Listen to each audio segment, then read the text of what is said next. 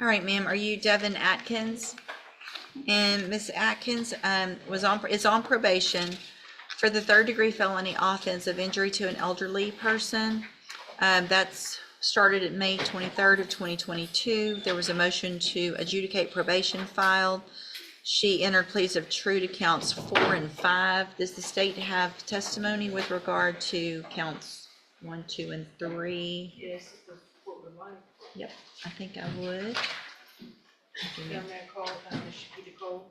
Yes, ma'am. Good morning, Ms. Cole. Would you please raise your right hand? Do you swear or affirm the testimony you're going to give in this hearing will be the truth, the whole truth, and nothing but the truth, so help you God? Thank you. Ms. Cole, would you please state your full name for the record? Shakita Cole. How are you employed?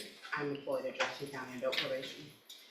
And as a adult probation officer, is it your responsibility to supervise an individual on this court's probation by the name of Devin Atkins? Yes. Do you see Ms. Atkins in the courtroom here today? Yes. Can you point to her identifier?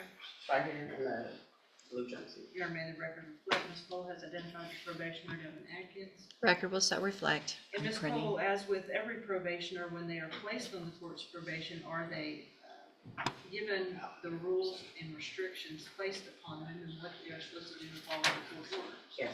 And each one of those in detail is gone over with them so that they understand everything that they're required to do, correct? Yes. Was Ms. Atkins so advised? Yes. At her intake? She was advised at her intake and at a TTM at the Melton Center in person. Okay, and describe for the court what a TTM is. A treatment team meeting. Okay, so in your opinion, Ms. Cole, as her probation officer, was Ms. Atkins fully apprised and aware of what she was required to do on probation? Yes. And were in fact a majority of those things intended to help her? Yes. Was she advised that she was to report to the Community Supervision Department when directed by yourself in the court? Yes. And did Ms. Atkins, based on your review of the file, fail to do that on multiple dates, including but most likely not limited to November 4th of 2024, November 19th of 24, and, and was that in violation of her probation order? Yes. Did you address that with her and inform her, it is important to report, if you have something come up, you need to let me know? Yes. And did she do that? No. Was Ms. Atkins, as a condition of said probation, ordered to perform community supervision hours? Yes. And did she, and to report those to you? Yes. Obviously, if you do not know that she has completed them, even if she has, is that a violation of her probation? Yes. To your knowledge, based on your review of her file and your supervision of her, did she either complete the hours or immediately report to you? Sorry, I'm reading that. No wonder everyone's looking. I was about to say, I know, I was Making about that to, community service. Well, that is in fact a condition of probation, right? Is it also a condition of probation that she is to report to you as her address and so that you know where she is at all times? Yes. And if she does not do that, is it impossible for you to locate her? That is correct. Did she in fact immediately report to you her current address? No, she did not. Most importantly, based on Ms. Atkins' underlying offense and her issues, was she ordered or did she attend the safety program? She attended safety. She completed the unit placements and the residential aftercares, but each time that she went for the supported outpatient, she didn't complete, so she didn't continue. Okay, and was that failure to provide verification of attending safety a violation of her probation? Yes. And did that go hand in hand with her failing to successfully complete safety, which is to include any aftercare programs? Correct. And she did fail to successfully complete the entirety of the safety program as ordered. That's correct. And again, addressing those issues, is she ordered to submit at your direction and court's direction to alcohol and or drug screening? Yes, she is. Was she ordered to do so on October 30th of 24, November 7th of 24, November 12th of 24, and November 13th of 24, and November 16th of 24? Yes. And to your knowledge, based on the review of her file, did she fail to do that? She did fail to do that. With respect to the entirety of Ms. Atkins' case, if I may, if this is the appropriate time, Judge, is there anything else? I know you and I have had a lengthy discussion about her that you feel would be appropriate for the court to know in conjunction with your testimony and your updated PSI. The main thing is her mental health. She refuses to address that. We've made appointments for her with Spinal Tap, and she didn't attend the appointments. She's 100% when she was out unmedicated. So that kind of interfered with her completing her services. And she maintained contact with the victim in the case. So Okay. that part, her grandmother was trying to be there for her because of the mental health difficulties. And that's the main thing that we were trying to get her to address. Okay. Can I address something? In a minute. Mr. Lewis, do you have any questions? Lies. Hold on, ma'am. You're gonna get an opportunity, okay? Mr. Lewis, do you have any questions of Ms. Cole? Just briefly, during your supervision of Ms. Atkins, were you able to supervise her at points when she was on her medication and not on her medication? The entire time she has not been on her medication. So she's been unmedicated this entire time? Yes, during sir. your supervision? Okay. Anything else? Nothing else. All right, thank you, Ms. Cole. Any other witnesses with regard to the allegations? Based on the testimony, Unless I may ask, Ms. Cole, Judge, Yeah. and you stated that earlier, Miss Evelyn Thibodeau, I believe that is her grandmother, correct? Yeah, respectfully. hold on, ma'am. At some point in time in November of 2024, was Miss Atkins violating the condition the court had imposed that she not to have contact with Miss Thibodeau for Miss Thibodeau's safety? Yes. Thank you, Judge. Any questions about that? About No. the count, that's count 8 with the Right. contact, okay. Then, at this time, based on the testimony, I am going to find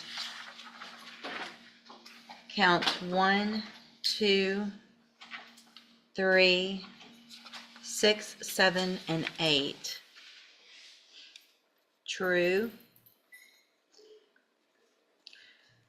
Again, there were pleas of true to counts 4 and 5 previously. I've received an updated pre-sentence report. Has everyone had an opportunity to review that report? Yes, ma'am, Judge. Any additions or corrections to that report? No, from the defense, Judge. Nothing from the state, Your Honor, unless Ms. Cole has something to add. Do you have anything to add that's not already in your report? No. So the main thing I want to make sure, Ms. Cole, I have a notation here to ask is, you guys were aware of mental health issues and had opportunities for Ms. Atkins to participate in mental health services. Is that correct? I made the appointments myself for her. Okay. All right. Argument, Mr. Lewis? Well, Judge, I think definitely from the updated PSI we have, as well as I think there was some issues from the jail. If you look at those issues and activity, I think that goes directly to her mental health state.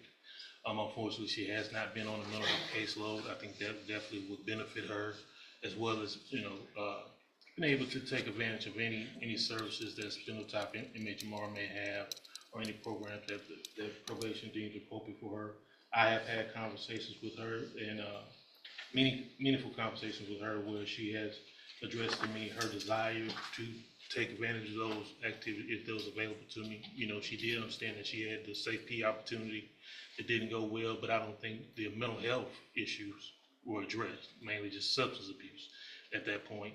I think if we can get a handle on that or get some work done with her to address the mental health issues, I think she'll do a lot better in this situation and can be able to complete this I assessment. mean, it's hard when Hold on. is not taking patients.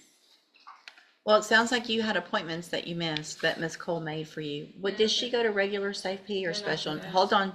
Special needs. So she's already been to special needs Okay. SafeP. So that was a whole 6 months plus aftercare of drug and mental health help. So Ms. Atkins, the problem is you're being given all the opportunities. Yeah, but like I said, I don't know if I told you, I had an appointment in Port Arthur because I cannot get in St. Bowman. They're not taking new patients. So you had an appointment that Ms. Cole set for you, at least one, how many? Yeah, but it's not for medicine. It's for psycho. I'm not a psycho. I don't have those problems. I mean, some people do that. I don't know. Well, you obviously we don't know what you need because you won't even go do the evaluation. That it sounds like you haven't been on medication that would be, what? Evaluation where? At Spinal Tap. That's what I'm telling you. That's not, I don't have that. I'm not a psychopath. That is for. It's psychopath. Nobody's saying you're a psychopath, but you that's what have. it's called, past program. I'm not a psychopath. That's what I'm That's telling not what it's called, and that's not the reason it's called that, okay? If you had gone to your appointment and talked to them, then you would know what that was for, and you would know that it was meant to help you so that you could get on medication, stabilize, and not have the issues that you've been having. I'm going to find that you previously entered your, I'm sorry, Ms. Malfino, did you have anything to add?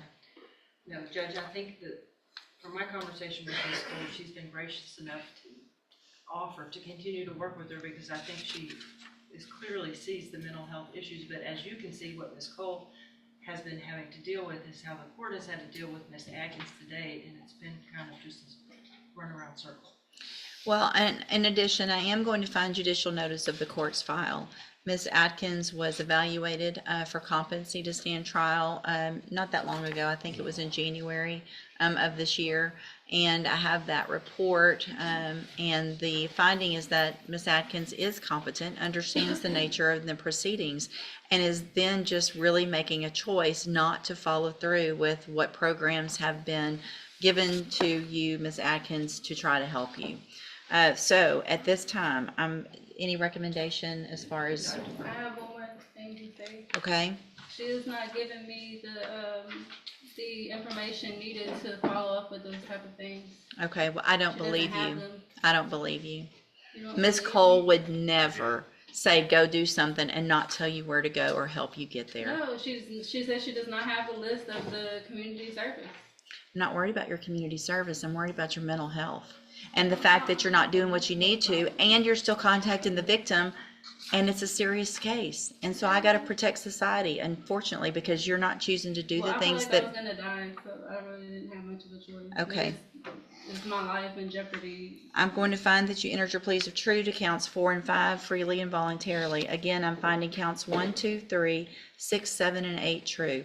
Find sufficient evidence to find you guilty, and at this time, find you guilty.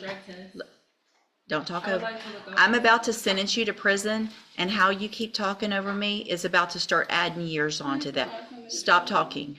It's just gonna get worse. Do you understand? Okay. I'm going to find sufficient evidence to find you guilty, and at this time, I'm finding you guilty of injury to an elderly individual. Sentence you to a term of 5 years in the institutional division of the Texas Department of Corrections. You will receive credit. You will receive credit on that sentence for any time that you've been in custody that the law gives you the right to receive. No, I'm telling you, like she thought, like I could not get up there. I'm going to hand you the trial court certification that shows I would like to speak to a detective. this was not an agreement, and so you waived your right to appeal. I need you to hospital sign that with I gave you her. hospital papers. I gave her everything. I'm also I had handed a you, doctor's appointment and everything. That's what I'm I've got telling 5 you. more years that I could add on to that. Oh, man. I can give you up to 10. Have 'em. You need to stop talking so I can finish what I need to do, okay? I'm telling you, I'm not guilty. That's what I'm telling you. I did not have a choice. I went to the hospital and everything. I'm handing you a 3 written times. admonishment regarding your ineligibility to possess a firearm or ammunition. Because of the judgment entered I against, don't have a gun. I'm not, just listen to what I'm saying. If you'll listen for a minute, you'll understand. Because of the judgment entered against you, you're ineligible under Texas law to possess a firearm or ammunition. I don't have a gun, man. Good, then you You're talking don't- to the wrong person. I'm Devin Atkins. I don't have a gun. I'm required No, to I'm read that telling to you, I everyone. don't know what you're talking about. I don't have a gun. Good, then you don't have to worry about that. Go back with the bailiff. Thank you.